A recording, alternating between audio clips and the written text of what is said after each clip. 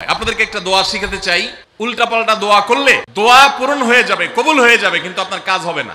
আমার বুঝজ্ঞান হইছে থেকে নিয়ে ছাত্র জীবনে যখন আমি অনেক ছোট ছিলাম, এই দোয়া যেদিন আমি পড়েছি কোরআনে, ওই দিন থেকে আজও পর্যন্ত আমার মনে হয় না আমার জীবনে 2 মিনিটের কোনো দোয়াও যদি হয়, 1 মিনিটের দোয়াও যদি হয়, মুহূর্তের দোয়াও যদি হয়, আমি এই দোয়াটা কখন জ্ঞাতসারে মিস করি বলে আমার মনে পড়ে না। ছাত্র জীবন থেকে শুরু করেছি, আজও পড়ে যাচ্ছি। আলহামদুলিল্লাহ, আল্লাহর কাছে শুকরিয়া আদায় করে আপনাদেরকে বলতে পারি, এই দোয়ার সুফল আমি নিজের চোখে দেখেছি, আমি নিজে ভোগ করছি। টাকা পয়সা দিয়ে দাম্পত্য জীবনে শান্তি কেনা যায় না। কোরআনে কারীমের একটি আয়াত আমি পেশ করতে চাই। আল্লাহ রাব্বুল আলামিন কোরআনে কারীমে ইরশাদ করেছেন, ওমিন আয়াতিহি আন খালাকা লাকুম মিন আনফুসিকুম আজওয়াজান লিতাসকুনু ইলাইহা ওয়া জাআলা বাইনাকুম মাওয়াদ্দাতান ওয়া রাহমা ইন্না ফি যালিকা লাআয়াতিন লিকাওমিন ইয়াতাফাক্কারুন। আল্লাহ বলেছেন, তোমাদের পুরুষদের মধ্য থেকেই তোমাদের স্ত্রীগণকে সৃষ্টি করা হয়েছে। এর মানে সকল স্বামী থেকেই সকল স্ত্রী সৃষ্টি হয়নি। এর মানে প্রথম মানুষ আদম আলাইহিস সালাম থেকে প্রথম নারী, প্রথম পুরুষ আদম থেকে প্রথম নারী হাওয়াকে আল্লাহ তাআলা সৃষ্টি করেছেন তার বাম পাজরের হাড় থেকে। এরপর প্রত্যেকেই স্বতন্ত্রভাবে সৃষ্টি হয়েছেন। তো এই যে সৃষ্টি হয়েছে, আল্লাহ তাআলা বলেছেন কেন এটা করা হয়েছে। আদম আলাইহিস সালামকে সৃষ্টি করেছেন, তিনিই তো যথেষ্ট ছিলেন। আবার নারী হিসেবে হাওয়াকে কেন সৃষ্টি করলেন? আল্লাহ বলেছেন লিতাসকুনু ইলাইহা, যাতে করে তোমরা প্রশান্তি লাভ করতে পারো, একে অন্যের মাধ্যমে তোমাদের দুনিয়ার জীবনটা উপভোগ্য হয়, তোমরা যেন সুখে স্বাচ্ছন্দ্যে জীবন কাটাতে পারো, তোমরা যেন সুখে থাকতে পারো। এই আয়াত থেকে বোঝা গেল দাম্পত্য জীবনে সুখে থাকা এটা জীবনের সুখের অন্যতম মানদণ্ড। যার দাম্পত্য জীবনে সুখী না, সে অনেক সম্পদশালী হতে পারে, অনেক প্রভাবশালী হতে পারে, অনেক পদের অধিকারী হতে পারে, অনেক বড় দায়িত্বশীল হতে পারেন, অনেক বড় নেতা হতে পারেন, অনেক বড় পরিচিত পপুলার মানুষ হতে পারেন, তিনি সুখী না। সুখের অন্যতম বড় একটা প্যারামিটার হলো দাম্পত্য জীবনে সুখী হওয়া, স্বাচ্ছন্দ্যশীল হওয়া। আল্লাহ বলেছেন যে জাআলা বাইনাকুম মাওয়াদ্দাতান ওয়া রাহমা, স্বামী স্ত্রীর মধ্যে আল্লাহ রাব্বুল আলামিন ভালোবাসা এবং সম্প্রীতি সৃষ্টি করে দিয়েছেন। দেখুন, স্বামী স্ত্রীর মধ্যকার যে সম্প্রীতি, বিবাহের মাধ্যমে বৈবাহিক জীবনে যে সম্প্রীতি হয়, যে ভালোবাসা হয়, বিবাহিত মানুষরা জানেন এই ভালোবাসা আল্লাহ তাআলা অন্য কোনো মাধ্যমে দান করেন না, অলৌকিক। শুধুমাত্র বিবাহের বন্ধনটা হওয়ার সঙ্গে সঙ্গেই পরস্পর প্রতি যে আন্তরিকতা হয়, যে ভালোবাসা হয়, এটা পৃথিবীতে বিরল। অবৈধ সম্পর্ক, বিবাহ ছাড়া যে সমস্ত রিলেশন হয়, সেগুলোতে এই ধরনের ভালোবাসা, প্রকৃত সম্প্রীতি, এগুলো কল্পনাও করা যায় না।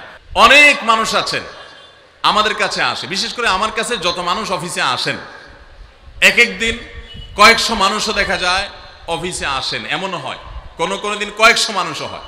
তো আমাদের অফিসে অনেকগুলো ডেস্ক আছে, অনেক আলেম আছেন, তারা সমাধান দেন বসে বসে, তারা সহযোগিতা করেন আমার সাথে। অনেকগুলো ডেস্ক বসাতে হয়েছে, এত বেশি মানুষ আসে। আপনারা অবাক হবেন, সবচেয়ে বেশি মানুষ আসে যেই ইস্যুটাকে নিয়ে, সবচেয়ে বেশি মানুষ আসে সেটা হলো দাম্পত্য কলহ, স্বামী স্ত্রীর ঝগড়া বিবাদ, তালাক, এগুলো নিয়ে সবচেয়ে বেশি সংখ্যক মানুষ আছেন।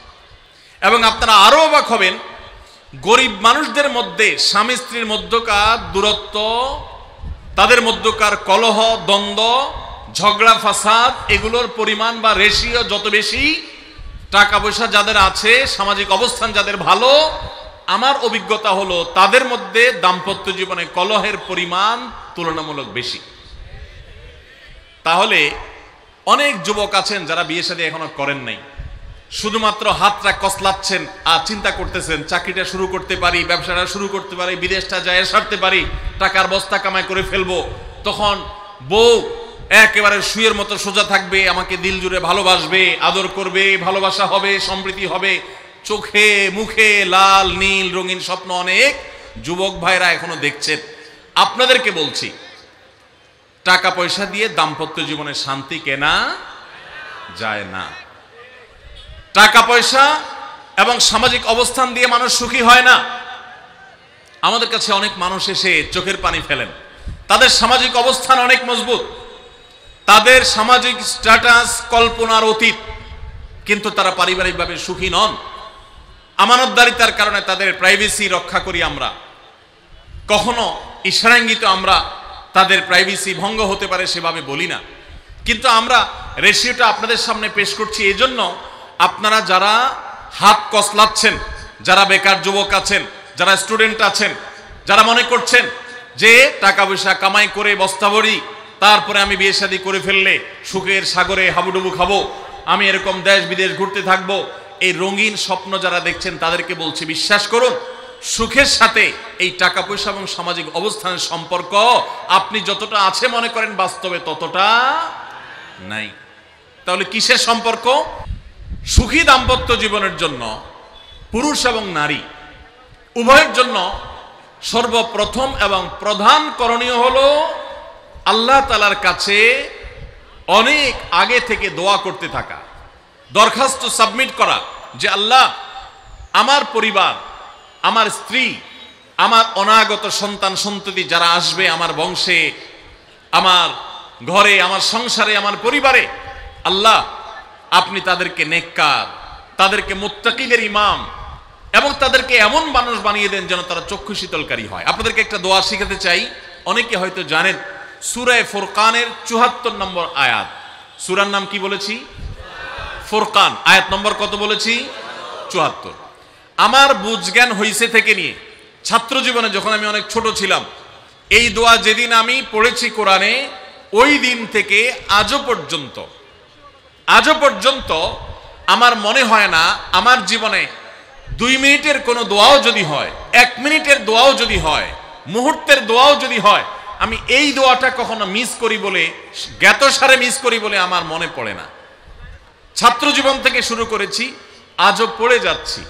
আলহামদুলিল্লাহ, আল্লাহর কাছে শুকরিয়া আদায় করে আপনাদেরকে বলতে পারি, এই দোয়ার সুফল আমি নিজের চোখে দেখেছি, আমি নিজে ভোগ করছি। এজন্য আপনাদেরকে আমি বলতে চাই, বিবাহিত হন কিংবা অবিবাহিত হন, আপনার দাম্পত্য জীবনের সুখের জন্য সর্বপ্রথম এবং প্রধান করণীয় হলো এই দোয়া। এর বাইরে আরো সাধারণভাবে আল্লাহ তাআলার কাছে দোয়া করতে থাকা, যেন আল্লাহ তাআলা আপনাকে এমন একজন জীবন সঙ্গী দেন।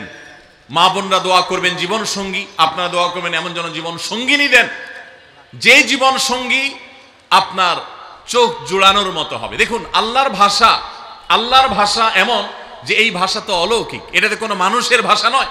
দোয়ার ভাষ্য লক্ষ্য করেন, আল্লাহ শিক্ষা দিচ্ছেন আমাদেরকে, রব্বানা হাবলানা মিন আজওয়াজিনা ওয়া যুররিয়াতিনা কুররাতা আয়ুন, হে আমাদের রব, আমরা আপনার কাছে এমন স্ত্রী চাই, এমন সন্তান চাই, এমন পরিবার চাই, যেই পরিবারের সদস্য, আমার স্ত্রী, আমার সন্তানরা আমার নয়ন জুড়াবে, আমার চোখ জুড়াবে, এরকম মানুষ চাই। একটু ভাষাটা লক্ষ্য করুন। আমরা সাধারণত দোয়া করলে কি চাই? আমরা এক একটা দিক চাই। ধরুন, আপনার স্ত্রী মাশাআল্লাহ অনেক সুন্দরী, অপূর্ব সুন্দরী, তিনি আল্লাহ তাআলা তাকে অনেক রূপ লাবণ্য দিয়েছেন, কিন্তু তার যদি চরিত্রটা খারাপ হয়, তাহলে এই স্ত্রীকে আপনার নয়ন জুড়াবে, চোখ জুড়াবে, চক্ষু শীতলকারী হবে? আপনার স্ত্রীর চরিত্রও ভালো, দেখতে শুনতেও মাশাআল্লাহ সুন্দর, কিন্তু পড়ালেখা নাই, বুদ্ধিশুদ্ধি নাই, একটু বেকুব কিসিমের, তাহলে কি আপনার চোখ জুড়াবে? ভালো লাগবে? আপনার স্ত্রী শিক্ষা দীক্ষাও আছে, জ্ঞান গরিমায় মাশাআল্লাহ তিনি ভালো, রিচ, সমৃদ্ধ, আবার চেহারা সুন্দর, আবার তার মধ্যে তার চরিত্রের সমস্যা নেই, কিন্তু সমস্যা কি? সমস্যা ধরুন তার ভিতরে এমন রোগ আছে, শারীরিক রোগ, যেই রোগের কারণে আপনার জন্য সেটা বড় কঠিন পরিস্থিতির মুখোমুখি হতে হয়। ধরুন দুরারোগ্য কোনো ব্যাধি আছে, মরণ ব্যাধি আছে, এমন কোন রোগ আছে যেটার কারণে আপনাকেও সাফার করতে হয়, তাহলে এই স্ত্রী কি আপনার চোখ জুড়াবে? ঠিক একই কথা স্বামীর ক্ষেত্রে প্রযোজ্য, সন্তানের ক্ষেত্রে প্রযোজ্য। আল্লাহ তাআলা এমন একটা শব্দ শিক্ষা দিয়েছেন, দেখুন, আল্লাহর কাছে চাইতেও জানতে হয়। উল্টাপাল্টা দোয়া করলে দোয়া পূরণ হয়ে যাবে, কবুল হয়ে যাবে, কিন্তু আপনার কাজ হবে না। অনেক যুবক আছে আল্লাহর কাছে দোয়া করে, আল্লাহ বেশি না, 1,05,000 টাকা চাই। কত? 1,05,000। অনেক যুবক লিখে দেয় আমাদেরকে, হুজুর দোয়া করবেন বেশি না, আমি আল্লাহর কাছে 1,05,000 টাকা চাই। আল্লাহরে টার্গেট দিয়ে দিছে, কত লাগবে? 5 লাখ। কেন? একটা বাইক কিনবে, যুবক মানুষ, রাস্তাঘাটে বাইক ছাড়া চললে ভালো লাগে না, আর একটা ভালো সেট কিনবে, না হলে ফেসবুক স্ট্যাটাস ভালো করে দেওয়া যায় না, ছবি তুলে দেওয়া যায় না, আর কিছু টাকা দিয়ে ছোটখাটো একটা দোকান কিছু একটা করবে, বিয়ে শাদীর ব্যবস্থা করবে, বাস, বেশি কিছু চাই না। তো আল্লাহ তাআলা 5 লাখ টাকা ধরেন আপনাকে দিয়ে দিল, সাথে একটা রোগও দিয়ে দিল, ওই রোগে খরচ হবে 6 লাখ, তাহলে আপনার এই 5 লাখের কোনো মানে আছে? দাম্পত্য জীবনে সুখের জন্য দোয়া কিভাবে করতে হবে আল্লাহ শিখিয়ে দিয়েছেন।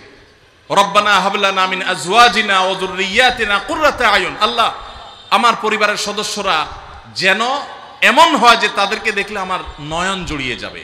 অর্থাৎ নয়ন জোড়াতে হলে সব দিক থেকে পারফেক্ট হতে হবে, সব দিক থেকে ভালো হতে হবে, তখনই তো দিল জোড়াবে।